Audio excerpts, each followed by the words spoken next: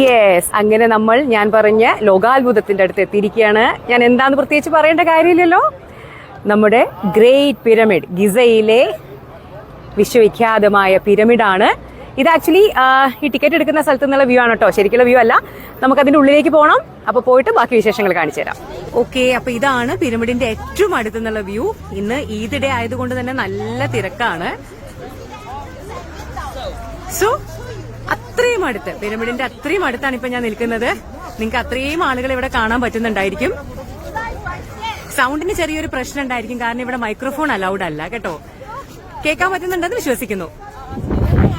Yes, അപ്പോ ഇതാണ് ഞാൻ നിങ്ങളുടെ അടുത്ത് പറഞ്ഞ ആ ലോക മഹാത്ഭുതങ്ങളിൽ ഒന്ന്, the great pyramid of Giza, Egypt. Okay, അപ്പൊ ഞങ്ങൾ ഇന്ന് ഈജിപ്തിലേക്കാണ് വന്നത്. നിങ്ങൾ ഈ കാണുന്നതാണ് പിരമിഡ്.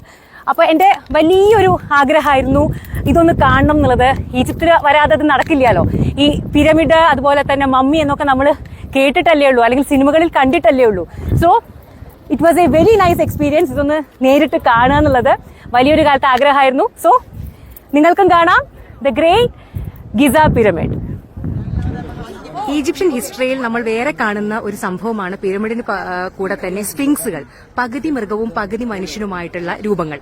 അവരും രാജാക്കന്മാരാണെന്നാണ് വിശ്വസിക്കപ്പെടുന്നത്. കണ്ടോ, മനുഷ്യന്റെ തലയും മൃഗത്തിന്റെ ഉടലുമുള്ള സ്ഫിങ്സുകൾ. ഇതും ഗിസയുടെ പിരമിഡിന്റെ കൂടെ തന്നെയുള്ള പ്രധാനപ്പെട്ട ഒരു അട്രാക്ഷനാണ്.